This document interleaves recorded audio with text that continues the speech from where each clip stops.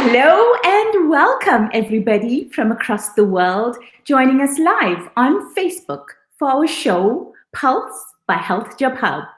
My name is Prashanthi Naidu, founder of healthjobhub.com. I started Pulse to connect, share, and inspire.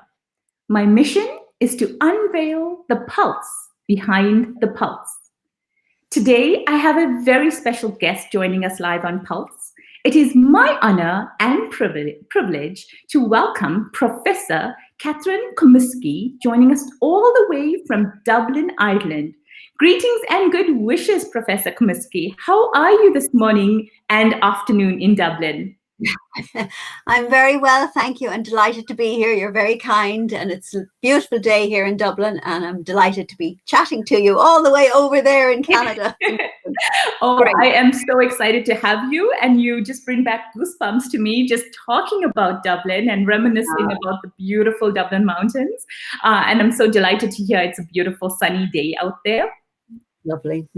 Absolutely gorgeous. We've had some storms, but today the sky is blue, which is nice in Dublin, and I'm just looking out here at the sea, and it's beautiful. Yes, lovely. Stunning, stunning, stunning. Beautiful watercolored memories are in my mind right now. Yeah. To all our viewers, Pulse by healthjobhub is a live talk show. So if you have any questions, please post them on the live chat and we will answer you. If you enjoy our show, please smash the like button and subscribe to our YouTube channel. Please also share with your network. I'd like to thank our sponsor, Proudly Irish, a food and clothing licensing company. Proudly Irish is a registered trademark. Please visit www.proudlyirish.ie or connect with info@proudlyirish.ie for licensing opportunities. Professor Catherine Comiskey holds a master's and BA degree in mathematics, philosophy, and master's in science and a PhD degree in biomathematics with statistics and epidemiology. With over 20 years research and lecturing experience in statistics and mathematics applied to healthcare, her personal research interests are substance use, child well-being, and innovation. From 2017, she has been the vice chair of the Scientific Committee of the European Monitoring Centre for Drug and Drug Addiction, a committee with a legal remit from the EU. In 2014, Prof. Comiskey was selected after an EU-wide competition to serve as an EU expert on the Scientific Committee of the EU's European Monitoring Centre for Drugs and Drug Addiction in Portugal. She has served in a range of academic roles on a range of national bodies and has acted as ministerial academic expert to the National Drug Strategy Implementation Group. Professor Comiskey has over 100 peer-reviewed publications in her research topics. She has successfully graduated to completion 12 PhDs, 1 DSc, and 1 MD. She is currently supervising an additional 10 PhDs and has 3 PhD applicants pending. Professor Comiskey has just written a new book, Addiction Debates.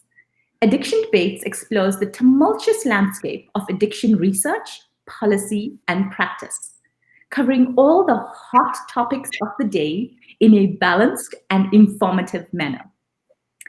On April 20th, Professor Catherine Comiskey was elected to fellowship at Trinity College Dublin. Oh my goodness, wow, Professor Comiskey. Wow, busy woman. You're a mom of 8 kids, and I do remember you telling me 4 children under the age of 8 years old. Thank you for correcting me there. How did you do it? This is amazing. Congratulations. Thank you. Thank you. Well, it's a busy life. I had 4 children under 8 at one stage. The first 2 were born in Australia when I was working over there. I loved working in Australia, but wanted to come home once they were born and have the pleasure of grandparents and aunts and all of that. Yeah. And I suppose, I think my family has never held me back from being an academic and from working. And I think it's really important to recognize a good husband and a good child. They're not the same. Yes. Separate people. So I think, yes, for any woman, you do need support and good childcare, certainly. You can't go to work if you don't have good childcare. So I really, and if you have a good supportive partner as well. Absolutely. Well, hats off to you. That is fantastic. You really inspired me by that story. And your recent accomplishment and the latest accolade, being elected to the fellowships at Trinity College Dublin, that is quite an achievement. Please share more about that. Yes, I was delighted to be elected a fellow of Trinity College Dublin. It's an accolade. You have to submit, a body of work over a number of years. I mean, it's something you build up a body of work over a number of years, and then you submit the body of work for external peer review, and the university sends the work out for international peer review from people all across the world. And if it's deemed of sufficient standard, then you're put forward to for election. So that just brings you forward to election. And then the current fellows of the college then review the external referees and the body of work, and then they elect you or not to the fellowship. So I was elected to fellowship this Trinity Monday, which was in April. Congratulations. The fellows... there's a very old tradition that the fellows, are part of the fabric of the college. They're part of the legal owners of the college. Because Trinity College is over 400 years old. Yeah. So there's some very interesting traditions. One of them was that we used to be allowed to shoot pheasant in Front Square. We can't do that anymore. It was right in the city. But there's fabulous tradition, beautiful tradition, beautiful old buildings, and there is beautiful traditions, and it is a recognition as an academic. So it was nice, to have the work recognized. Yeah. That is incredible, and I'm so excited to know a fellow of Trinity College now. So thank you so much for sharing that. Please share with us your story about what inspired you to pursue your career in mathematics and philosophy. It's interesting. I think it is probably the people you meet along the way, who give you advice. I was very fortunate in that I had a great maths teacher when I was in school. We have different levels of mathematics, and I went to a convent school, which is very traditional in Ireland in those days, and to teach the higher level mathematics in the convent school. So we had to go to the Christian Brothers. Just 3 of us out of about 100 wanted to do the higher level maths. So we went to the Christian Brothers school every morning in our uniforms, and I will have to say we had a fabulous Christian brother, a gentleman called Brother Tracy, and he was great. They gave their lives to teaching, and I know there's a lot of pros and cons and a lot of debate about the different religious orders, but I have to acknowledge that it was one person who, in terms of the maths, and then my father and mother always encouraged us said you can be whatever you want, you can do what you want, but that would have been in the 1980s, and there was a recession, so I thought, oh no, I better study maths. When I go to university, I want to study maths. But I thought I'd like to study something else as well. And my brother's friend said, oh, why don't you look at philosophy? Because it's a lot of reading and thinking, and philosophy is quite logical. But obviously you have to be able to think creatively as well. Big maths and philosophy, and just very fortunate. I never had a single female lecturer in maths or philosophy throughout my 4-year degree. And then I heard about another university when I was going to do my master's, and I met a great Scottish gentleman, Professor Alistair Wood, and he said he recognized that I had a good talent for communicating sort of real life mathematics, and he said, I look at measles models in children, which interests me rather than pure mathematics. Do something worthwhile. I think that that instinct, the female instinct, perhaps. So again, a great role model, and I just emulated everything he did. When he applied to go for conferences, I applied to go for conferences. I applied for funding, and then the whole HIV and AIDS thing happened after That was in the 80s, early 90s, and I went to do the PhD. And I had a great lady then, as well as Professor Alistair Wood, Professor Heather Ruskin. And that was the first lady I ever had teach me, and that was at PhD level. And I looked at modelling, mathematical models for the spread of HIV and AIDS. So really, people you meet. Met another great gentleman in Australia, Professor Jim Cross, a big Australian man. Now, I don't know if people know about Australia, but gentlemen wear the knee socks with the garters and shorts to the knee, and like quite a character.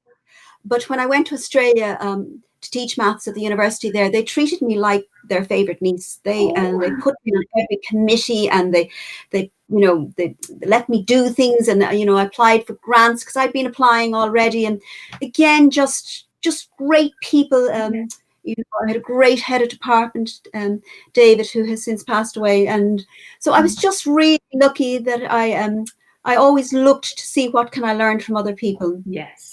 I saw, what people were doing. And Jim Cross, that particular gentleman, he was the head of school. David McDonough was, McDougall was the head of department, and he was kind and gentlemanly. But Jim Cross was an international thinker. So I picked up from both of them. I learned from both of them different skills. So I've always been looking, what can I learn? What can I learn? I've got this hunger for knowledge. What can I learn from these people? So I've been very fortunate, met great, usually men, I'll have to say. Yes. Fortunate. I mean, I've met others who weren't so nice, but I've been lucky. Yeah.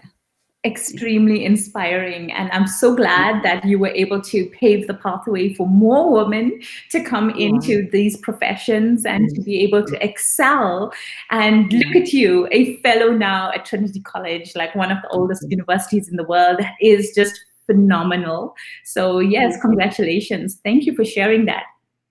Please share with us also the journey into healthcare and becoming the head of the School of Nursing and Midwifery at Trinity College Dublin, and becoming a professor in healthcare statistics. Yes. Well, I suppose it surprises me too, how a mathematician ends up as a head of School of Nursing and Midwifery. Again, I think part of it was the vision of actually a great lady, Professor Cecily Begley.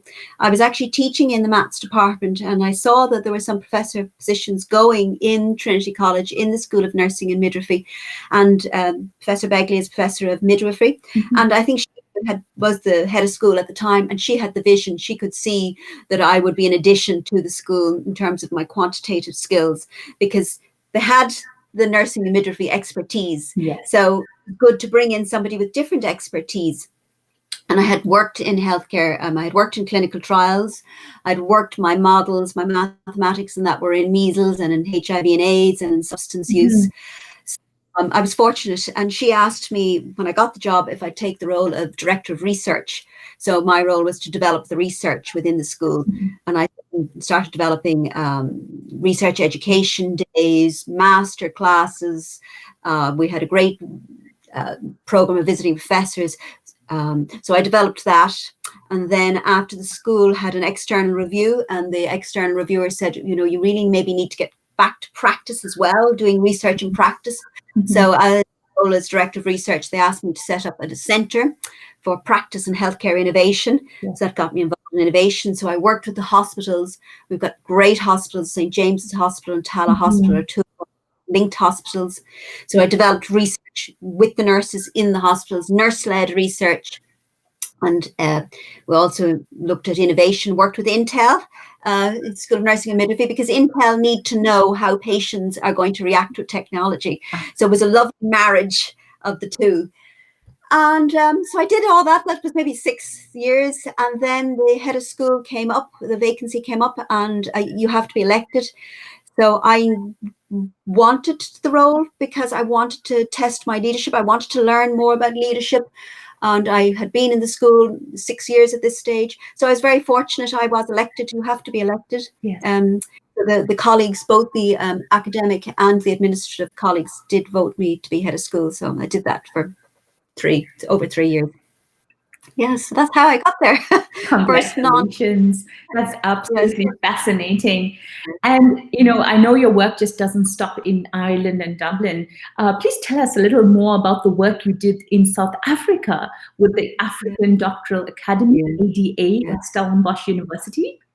Yeah. I absolutely love this work. I go to Stellenbosch twice a year. Actually supposed to be there this July, but we're going to be doing it online. Yes.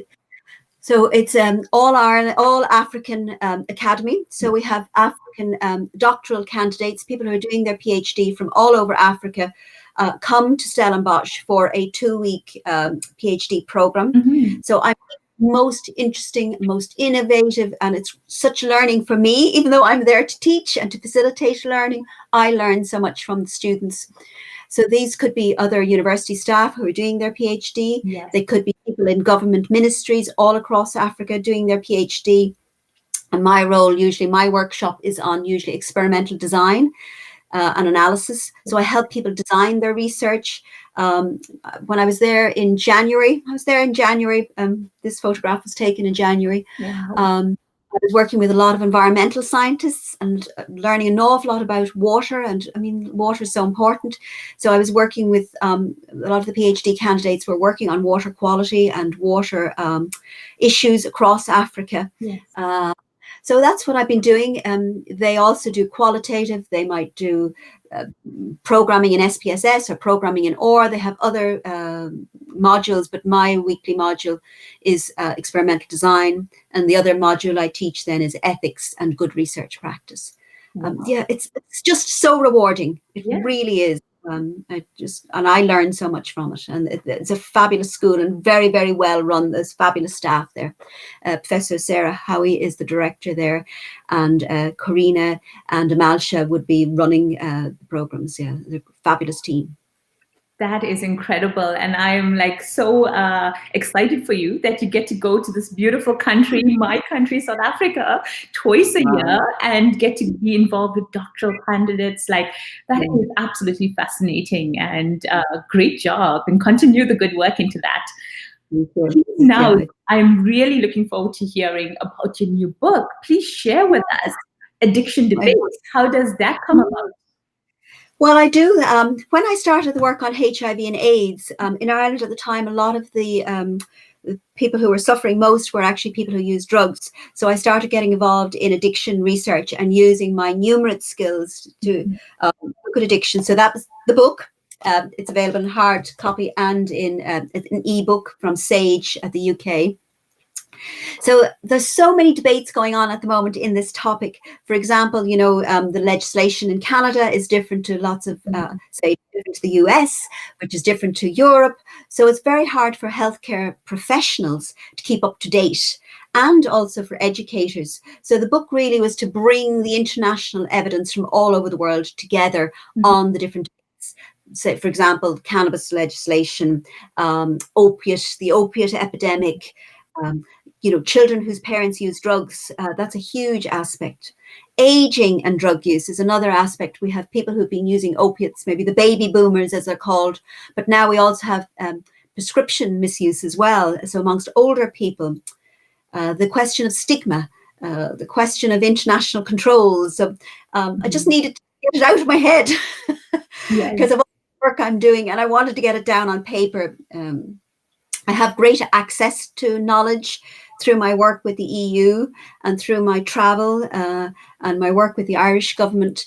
I have access to knowledge, and I wanted to synthesize that knowledge, both for my own students, because I teach addiction at undergraduate level, and for healthcare professionals, because it's so difficult to keep up.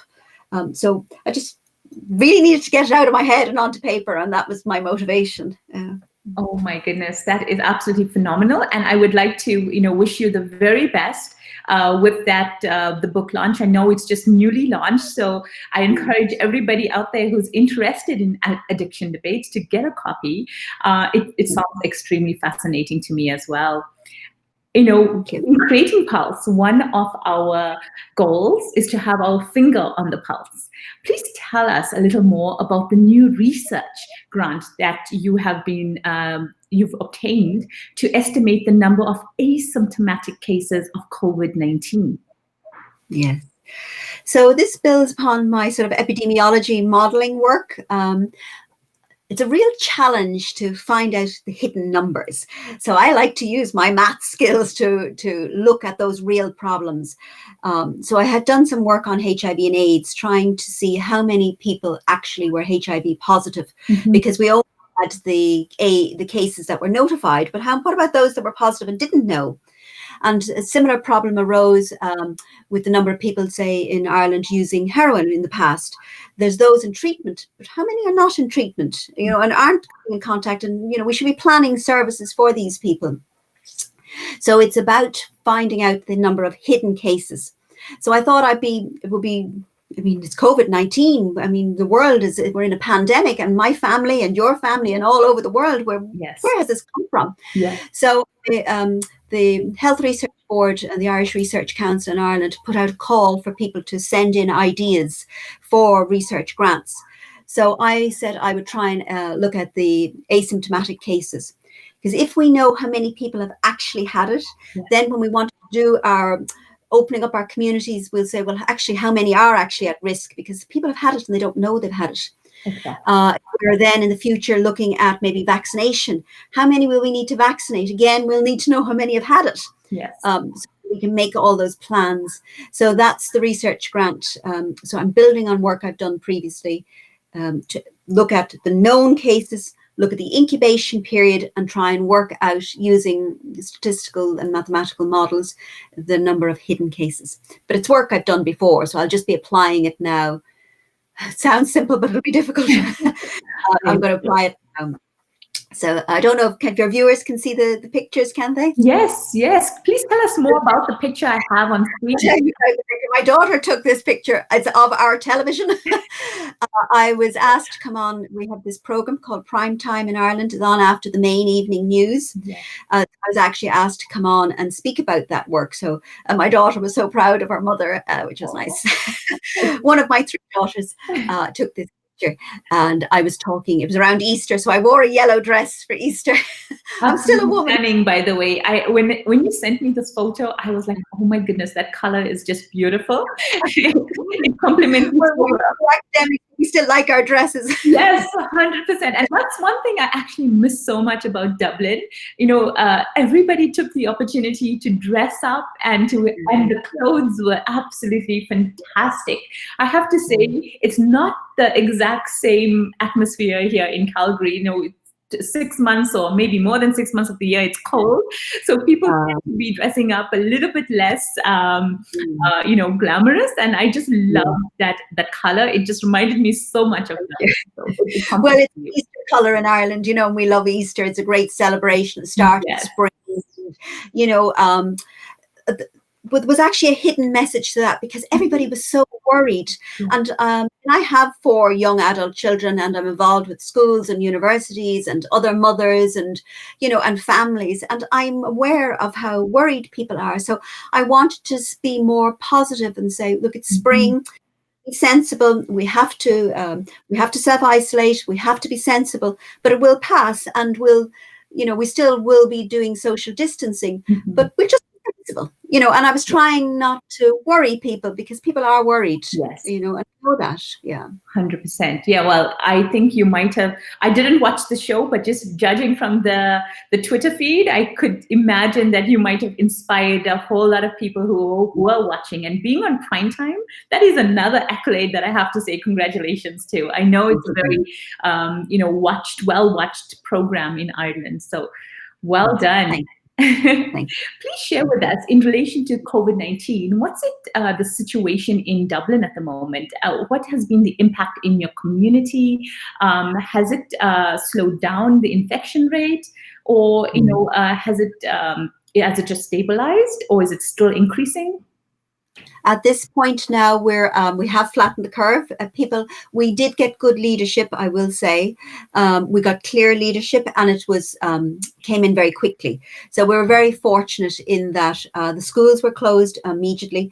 Our university was closed, I think, even before the schools. The provost and the the senior management made the decision to close the university. So we were all at home. I've been at home since the 10th of March. So quite a long time, and but it worked. And we have been social distancing. Like all my family are at home. My son actually had been out in Vietnam backpacking, and he came home, and his girlfriend went to her home, and he came to his home, and they haven't seen one another for those 10 weeks because we're not family units are not mixing. Yes. So it has been, and economically, it has been very, very difficult. I think about 40% are on some government payment. So it has been very, very hard, yes.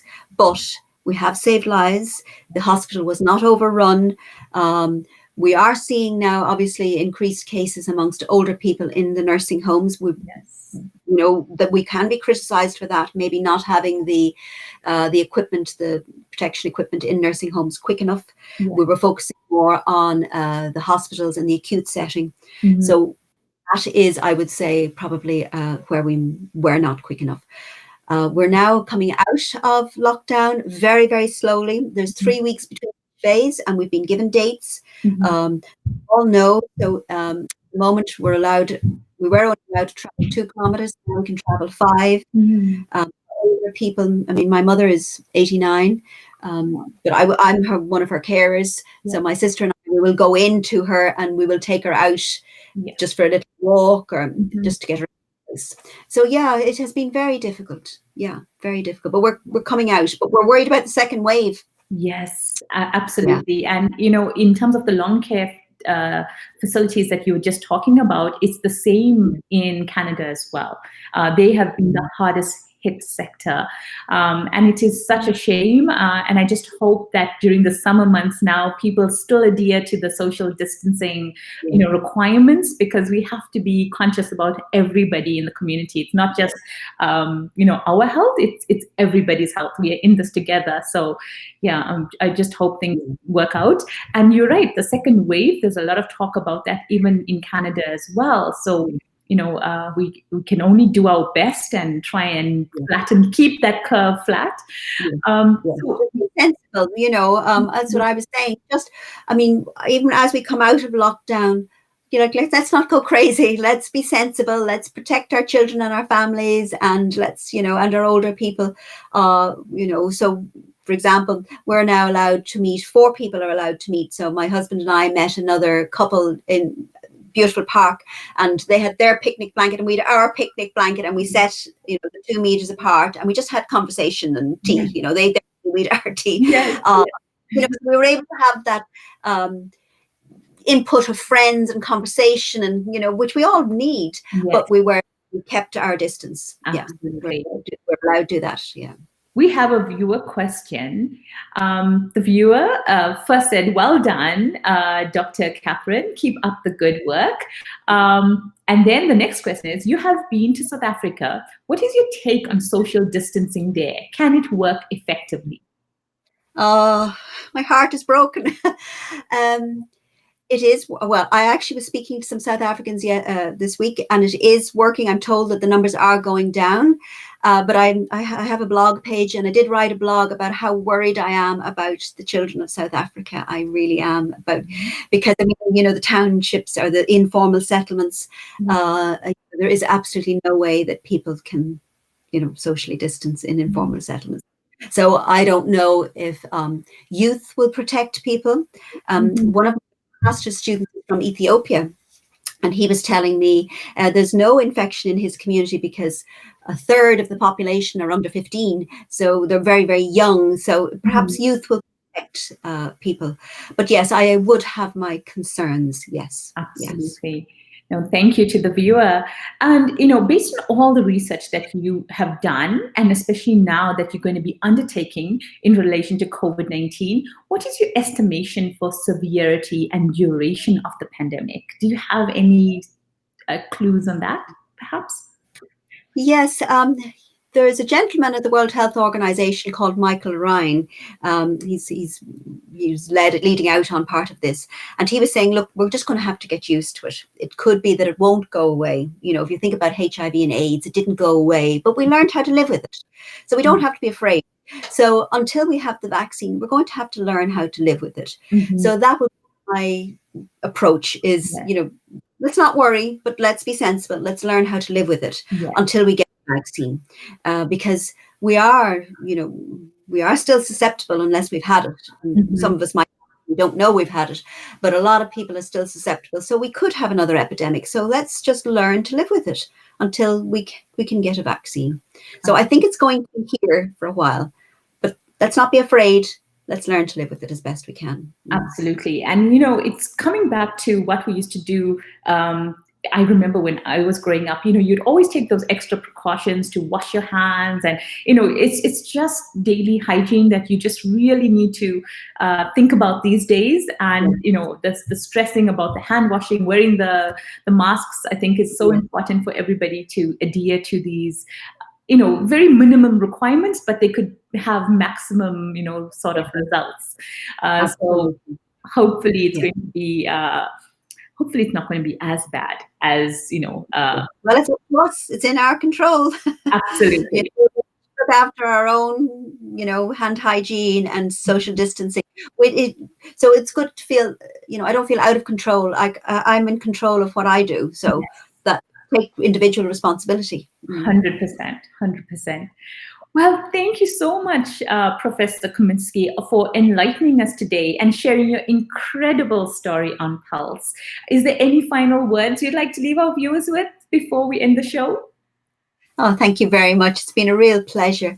I suppose really just in terms of, hashtag be inspired. I work with a lot of women, and we were talking before the show about just, let life happen. A lot of the women I work with are having their families, and I say, have your family, live your life, and you can, I know it maybe to say you can have it all. I mean, I work very hard, but I also take my time off and I'll go for my walk and things like that. So I would like to say to your female viewers, don't put life on hold. Go for it. Go for it all. You can have it all. Go for it. I absolutely love that advice. And especially after listening to your story, I am inspired by, the fact that you are so well accomplished professionally, and you have such a full, fruitful family life as well. You're really an inspiration for all women out there. So thank you so much for taking that time to share your incredible story and inspire us all. I really do believe that, by hearing somebody's story, you could have made an impact on somebody today. So, I'm wishing you the very best, and I'm wishing all our viewers the very best as well.